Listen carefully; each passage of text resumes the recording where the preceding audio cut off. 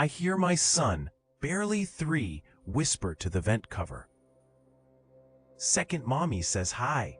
A chill, sharper than the room's temperature, traces a path down my leg where the brass key in my pocket suddenly feels unnaturally cold, a tiny metallic cube of ice against my thigh. My gaze drifts to the vent, noticing a fresh, inexplicable smudge of fine, dark dust on its pristine white slats. I lean closer, my hand hovering. The air around the vent feels distinctly colder, a draft I hadn't noticed before.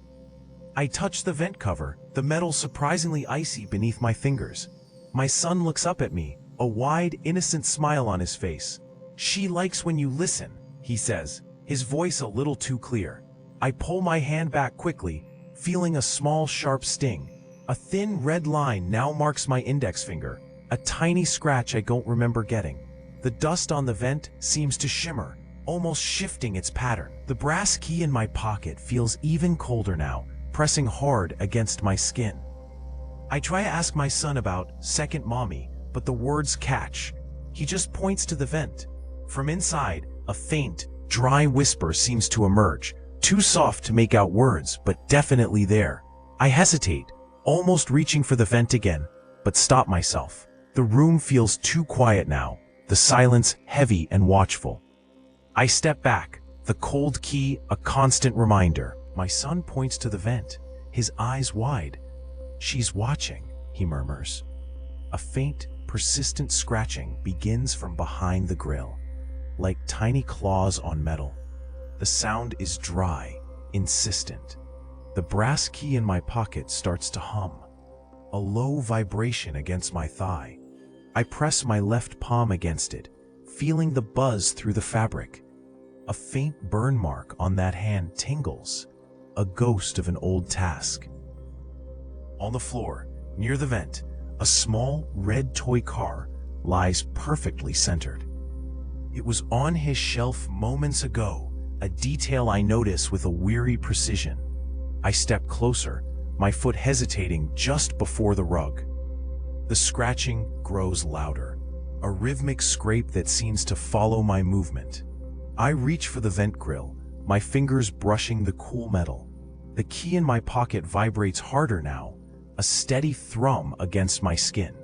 My son doesn't move, his gaze fixed on the dark slits of the vent. I almost pull the grill open, my hand already finding the edge. Then I stop. That would be a mistake.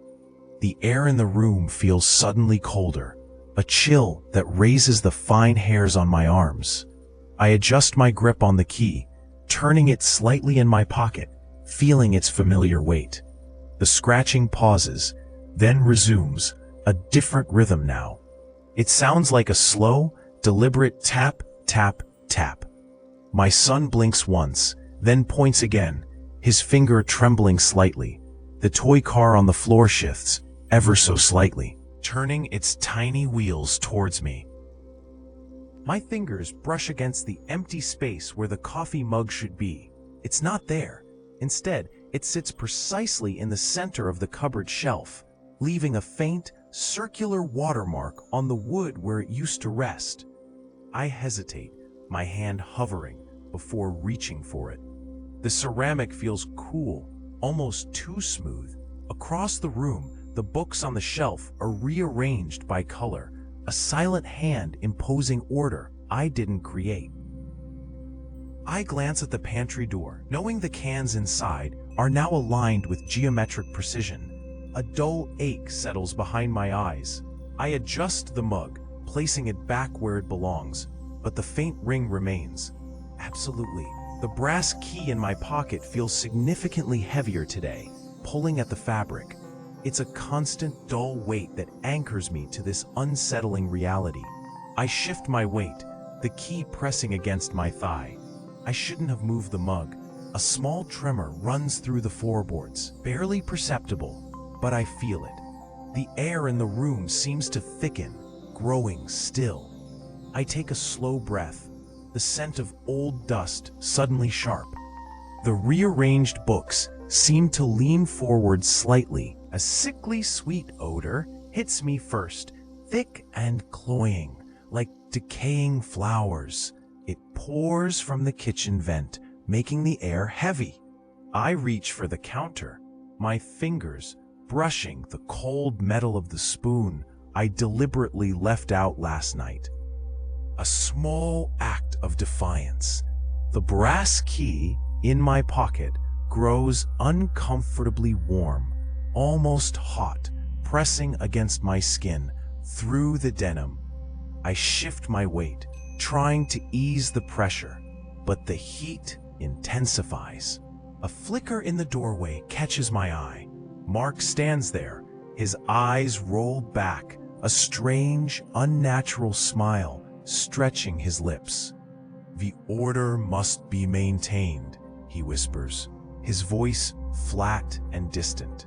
He blinks, the smile vanishes, and he turns, walking away as if nothing happened.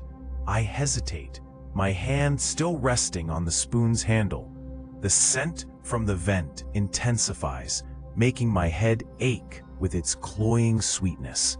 I pull my hand back, a faint, sticky residue clinging to my fingertips. My gaze drifts to the wall, a thin hairline crack, perfectly straight, now stretches across the plaster. It runs from the vent, past the counter, all the way to the corner of the kitchen. I follow its path with my eyes, a tremor running through my arm. The crack seems to deepen slightly as I watch, a faint, almost imperceptible widening. I shouldn't have left the spoon. I reach for it again, my fingers closing around the handle, pulling it from the counter. The key in my pocket pulses with a sharp, burning heat, a warning. The crack on the wall now glows faintly, a dull red line against the white. The fluorescent lights flicker above me as I sort through the papers, the low hum of the office, a constant drone. Sarah stands beside my cubicle, her eyes rolled back slightly, a strange, flat smile on her face. "The rules are simple," she intones, her voice flat and distant. "Don't touch, don't look, don't question." I nod slowly, though I don't remember asking for rules. A sharp prick comes from my right pocket. The brass key, usually smooth, feels impossibly sharp, a tiny edge digging into my thigh. I shift, trying to adjust its position, but the pressure remains, a dull ache forming. The drive home is quiet, the city lights blurring past the window. When I step inside my apartment, the air is still and cold. A dark, viscous stain has seeped from the vent above the living room wall. It looks like dried oil, weaving a narrow, jagged streak down the pale paint. I hesitate, my hand reaching out before I pull it back, remembering Sarah's words. The air feels heavy, different, carrying a faint, metallic smell I don't recognize. The streak seems to pulse faintly, almost imperceptibly, in the dim light. I take a small step closer, my foot scuffing the carpet. My fingers brush the wall near it, not quite touching the stain itself, but a coldness seeps into the plaster, even through my clothes. The key in my pocket presses harder now, a constant reminder, its sharp edge a small, persistent pain. This feels wrong. My fingers already grip the cold metal of the vent cover. I pull, trying to pry it open. The screws hold fast, unyielding. A low guttural growl vibrates from inside the dark opening. It is too deep for any human throat. The brass key in my pocket feels like it's trying to twist, turning against the fabric. I hesitate, my grip on the vent loosening for a moment. That felt wrong. The growl deepens, a low rumble that shakes the wall slightly. I press harder on the vent, trying to force it, but it doesn't budge. My palm begins to tingle. Pull my hand away from the vent cover. A faint, red, grid-like pattern, mirroring the vent's design, has imprinted itself on my skin. It pulses faintly, a dull ache spreading. I stare at the mark, and back at the vent. The metal seems darker now, almost absorbing the light. I touch the vent again, this time with my fingertips, avoiding the fresh mark. The metal is colder than before, almost icy. The growl shifts, becoming a low, rhythmic thrum like a distant engine. I lean closer, my ear near the grate, trying to understand the sound. A faint, sweet smell, like old copper, drifts out. I step back quickly, a small shiver running down my arm. The key in my pocket twists again, more forcefully this time. I reach for it, but stop. I shouldn't touch it yet. The vent cover seems to bulge slightly in the middle, just for a second. Then it settles back, flat and still. A low hum starts in my pocket, growing quickly. My son's voice cuts through it, unnaturally calm. Second mommy says you can't look at her, Daddy. I feel the brass key begin to vibrate, a relentless buzz against my thigh. My leg twitches, an uncontrollable tremor starting in my knee. It makes her angry, he adds, his eyes fixed on something behind me. I shift my weight, a small involuntary step backward. The key's vibration intensifies, feeling like a trapped insect trying to escape. I glance down, trying to steady my leg. Beneath the vent, a small, perfectly circular burn mark appears on the hardwood floor. It wasn't there a second ago. The wood around it darkens, scorching deep, the size of a coin. I hesitate, my gaze drawn to the mark, then back to my son. He doesn't blink. The key in my pocket feels hot now, almost burning through the fabric. I reach in, my fingers brushing the warm metal. It feels wrong to touch it, but worse not to. My son takes a step into the womb, his head tilting slightly. She doesn't like it when you look, he repeats, his voice still level, but a new, cold edge to it. I pull my hand from my pocket, the key's vibration now a dull throb against my palm. The air in the room feels heavy, pressing down. I take another small step, away from the vent, away from the growing heat. The burn mark seems to deepen, a tiny, perfect circle of black. Let's see. I try to focus on my son's face, but my eyes keep drifting to the floor. This is a mistake. I lean closer to the vent, ignoring the quiet hum that usually warns me away. My eyes strain against the dim light, trying to catch any movement inside the metal slats. A low thrumming starts, not from the vent, but from my hip. The brass key in my pocket begins to warm, a slow, insistent heat against my thigh. I hesitate, a small tremor running through my hand, but I keep watching the vent. Then, a searing pain erupts on my left arm. I gasp, pulling back sharply, my fingers instinctively going to the sudden deep cut that has appeared. It runs from my wrist to my elbow, a fresh, angry line. The pain is icy, despite the width spreading from the key. I glance down, and the key is now impossibly hot, burning through the fabric of my pants, leaving a blistering patch on my skin. The cut on my arm mirrors the horizontal slats of the vent, a perfect, unsettling match. A figure steps into my peripheral vision.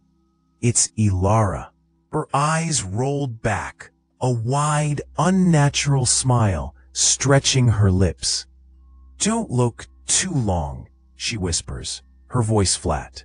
The reflection takes its share.